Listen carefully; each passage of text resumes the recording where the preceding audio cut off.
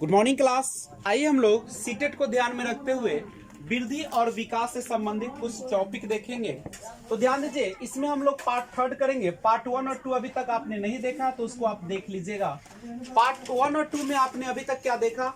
वृद्धि किसे कहते हैं, विकास किसे कहते हैं, और वृद्धि की विकास की अवस्थाएं क्या है और विकास की विशेषताएं क्या है। आज हम लोग करते हैं शेप ऑफ डेवलपमेंट, यानी विकास का आकार, विकास की आकार कहिए, शेप कहिए, नहीं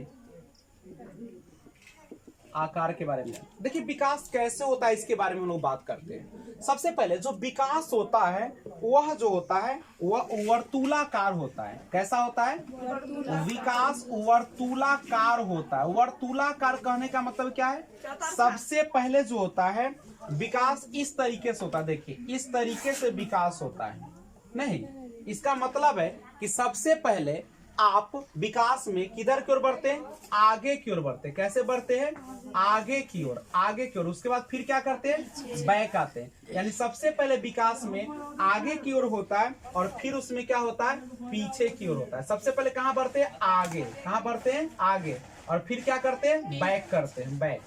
तो आपका विकास जो होता है सबसे पहले आगे की ओर और फिर पीछे की ओर, यानी वर्तुलाकार होता है। ठीक है। अगर आपको कहा जाए कि विकास जो होता है, यानी हम कह सकते हैं, यहां से एक बार फिर से बता दूं कि विकास की जो आकार होता है वह कैसा होता है? वह वर्तुलाकार होता है। कैसा होता है? वर्तुलाकार होता है, एक रेखीय नहीं होता है। वर्तुलाकार एक रेखीय नहीं, एक रेखीय नहीं। लेकिन अगर एक दिशीय दे तो हम लोग फिर क्या कर देंगे? सही मानेंगे। एक वर्तुलाकार होता है, एक दिशीय होता है, लेकिन एक रेखा में नहीं होता है। कंप्लीट है। तो ध्यान रखिएगा, एक बार फिर से समझ लिया जाए विकास का शेप कैसा होता है। विकास का जो शेप की हम बात करते हैं तो विकास का शेप कैसा होता है? एक दिशीय होता है। कैसा होता है? एक दिशीय होता है, एक रेखीय नहीं होता है। और कैसा होता है? वर्तुलाकार होता है। वर्तुलाकार बोले तो पहले आगे की ओर बढ़ता है और फिर पीछे की ओर बढ़ता है। करेक्ट है। तो आप इसको नोट कर सकते हैं। देखते हैं डायरेक्शन ऑफ डेवलपमेंट, विकास की दिशाएं। देखिए काफी क्वेश्चन पूछा जाता है इससे सीटेट में। विकास की दिशाएं देखिए, जनरली जो विकास होता है ना, एक दिशीय होता है, वर्तुलाकार होता है, और विकास दो दिशाओं में होता है। ठीक है। दो दिशा कौन कौन होता है? इंग्लिश में अगर हम कहें, एक होता है सेफेलोकॉडल। सेफेलोकॉडल, ध्यान दीजिएगा, सेफेलोकॉडल। इसको हम लोग कहते हैं मस्तकोधमुखी।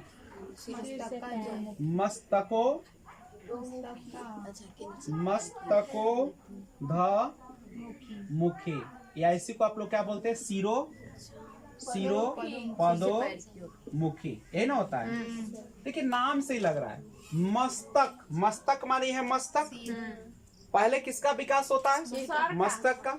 उसके बाद बच्चा देखिए गर्दन हिलाना शुरू करता है, उसके बाद धड़ का, उसके बाद पैर, उसके बाद उंगली। यानी कहां से इसकी शुरुआत होती है? हेड से, सिर से, और कहां तक चलती है? टो, यानी सिर से पैर की उंगली की तरफ। वैसा विकास जिसमें सिर से शुरू होकर पैर की उंगली तक जाता है उसको हम लोग क्या कहते हैं? आप लोग मस्तकोधमुखी या सेफेलोकॉडल। कभी कभी बाबू एग्जाम में लिख देता है सिफेलोकॉडल, ऐसे ही लिख देगा सिफेलोकॉडल। वहां पे ध्यान रखिएगा आप लोग। सिफेलो, ऐसे भी सौ से सिर होता है ना, सिर से पैर की ओर, सिर से पैर की ओर, सिर से। ये क्या कह रहा है कि बच्चे देखिएगा, बच्चे सबसे पहले बच्चा का देखिएगा, बच्चा आप रखते हैं तो बच्चे के सबसे पहले पकड़ किस पर आती है? गर्दन पर। आप जब उठाइएगा तो देखिए बच्चा को ना गर्दन ऐसे ऐसे हो जाता है, यानी ए पर रहता है, लेकिन इस पर रहता है क्या? पकड़ नहीं। धीरे धीरे देखिए तो फिर गर्दन पर पकड़ जाता है बच्चा को। फिर यहां से उठाइएगा ना तो ई कमर इन्होंने लचक जाएगा, ना, फिर यहाँ तक आ जाता है, फिर पैर में नहीं रहता है, पैर का विकास होता है, धीरे धीरे उंगली पर आ जाता है पकड़ और वो चलना शुरू करता है। यानी सबसे पहले बच्चे का पकड़ किस पर आता है, मजबूती सिर पर, और उसके बाद धीरे धीरे धीरे कहाँ तक चलाता है, पैर की उंगली तक, और वो ये हो जाता है। यानी याद रखिएगा, एक लाइन में अगर कहा जाए तो सबसे पहले बच्चे की किस पर पकड़ आती है, सिर के बाद नेक पर, नेक बोले तो गर्दन पर उसकी मजबूती आती है, गर्दन के बाद क्या आती है, बैक यानी पीठ पर आ जाती है, और उसके बाद बच्चा क्या करना शुरू कर देता है, बच्चे बैलेंस करना शुरू कर देता है, यानी शरीर पर क्या बनाना शुरू कर देता है, संतुलन बना लगता है, और लास्ट में बच्चा क्या करना शुरू कर देता है, वॉकिंग करना शुरू कर देता है। वॉकिंग बोले तो चलना प्रारंभ कर देता है। यही ना आपका विकास का क्रम है, तो इसको बोलते हैं सिर से पैर की ओर। कंप्लीट है। तो सबसे पहले इसको लिखे और दूसरा हम लोग स्टार्ट करते हैं। आइए देखते हैं दूसरा जो है विकास की अवस्था, जिसको हम लोग कहते हैं प्रॉक्सिमोडिस्टल। प्रॉक्सिमोडिस्टल, ठीक है। ये देखिएगा, प्रॉक्सिमो परीक्षा में चूंकि इंग्लिश में भी दे देता है, इसलिए आप याद रखिए प्रॉक्सिमोडिस्टल। इसको हिंदी में अगर कहा जाए तो कहते हैं समीपो दूरस्थ। समीपो दूरस्थ, ये नाम से लग रहा है ना कि नजदीक से क्या होगा, दूरी की ओर, नजदीक से दूर होगा। यानी यह जो होता है ना, यह सेंटर टू आउटसाइड होता है, यानी केंद्र से कहाँ की ओर होता है, बाहर की ओर होता है। केंद्र से बाहर मतलब समझते हैं, सबसे पहले बच्चे का ये जो बीच वाला पार्ट है ना, नाभि, उसी का होता है कौन चीज, विकास होता है, और उसके बाद धड़ सब में क्या जाता है, जान आने लगता है। तो ये जो होता है प्रॉक्सिमोडिस्टल, इसमें केंद्र से बाहर की ओर। देखिए उसमें याद रखिए सिरोपदोमुखी, सिर है ना लगा स, तो पहले सिर का विकास, और प्रॉक्सिमोडिस्टल या समीपो दूरस्थ में क्या होगा, केंद्र से बाहर की ओर, केंद्र से बाहर की ओर, नजदीक से दूर की ओर होता है।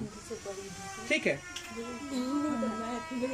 नजदीक से क्या होगा, दूर की तरफ होगा। तो इस चीज को आप लोग अपने दिमाग में बसा लीजिएगा। करेक्ट है, इसको नोट किया जाए तो फिर हम इस पर बात करते हैं। और एक पॉइंट और इसमें हम समझा देते हैं।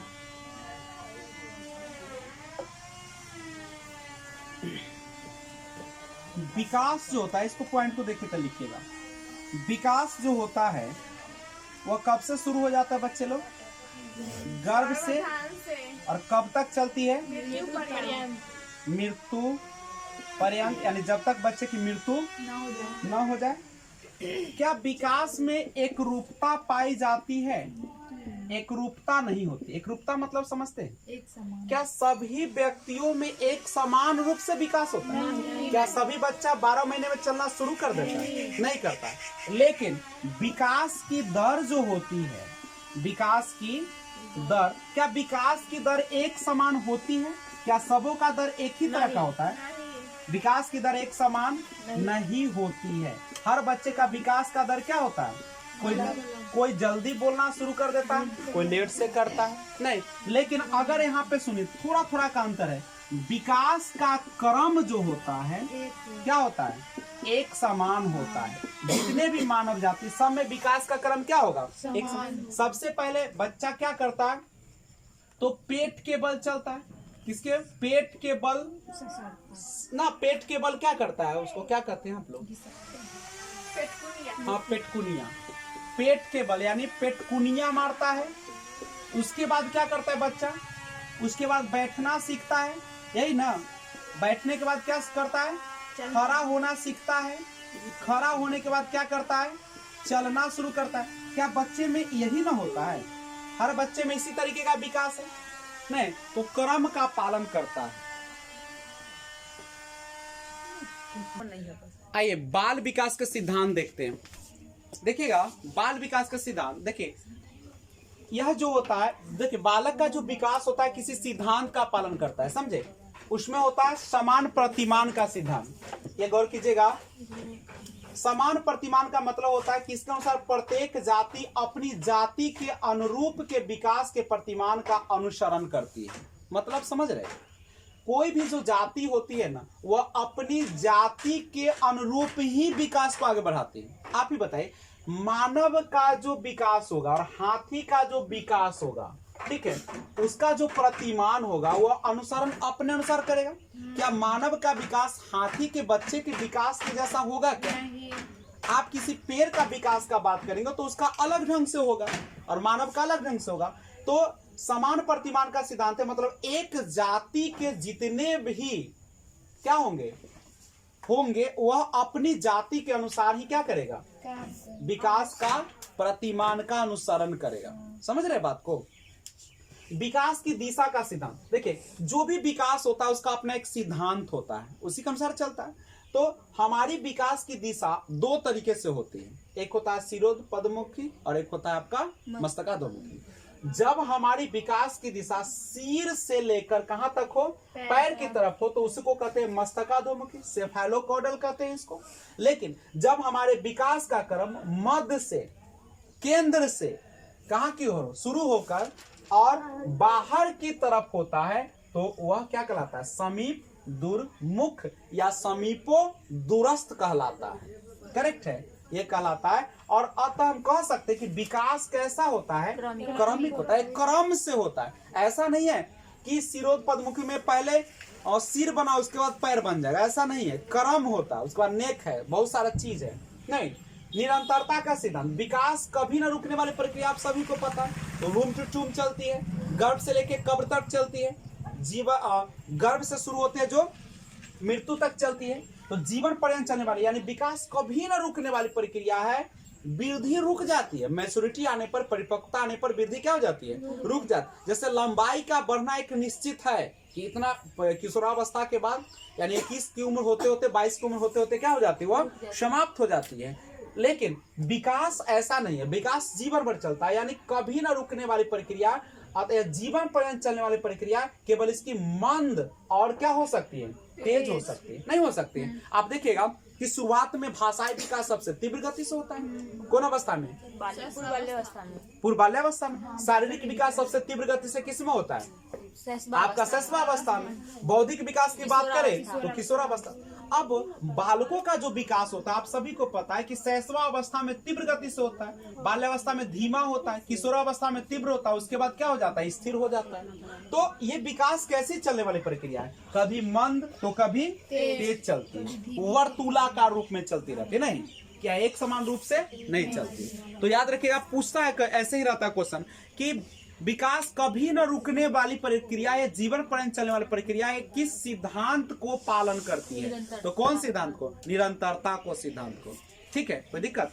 आपको कहा जाएगा कि प्रत्येक जाति अपने जाति के अनुरूप ही विकास के सिद्धांतों का पालन करती है। तो समान प्रतिमान का, ये सब याद रखना पड़ेगा आपको। सामान्य से विशिष्ट क्रियाओं का सिद्धांत, देखिए हमारा विकास सदैव कैसी होती है? सामान्य से विशिष्ट क्रियाओं की ओर चलता है, न कि विशिष्ट से सामान्य की ओर। जैसे बच्चा सबसे पहले क्या करता है? सबसे पहले बच्चा पेट के ओर चलता है, सामान्य क्रिया करता है नहीं। उसके बाद वह क्या करता है?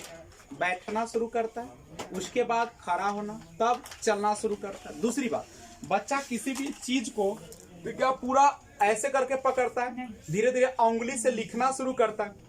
सबसे पहले कौन सा क्रिया करता है? सामान्य क्रिया। बाद में कौन क्रिया करता है? विशिष्टता आती है हर चीज पर।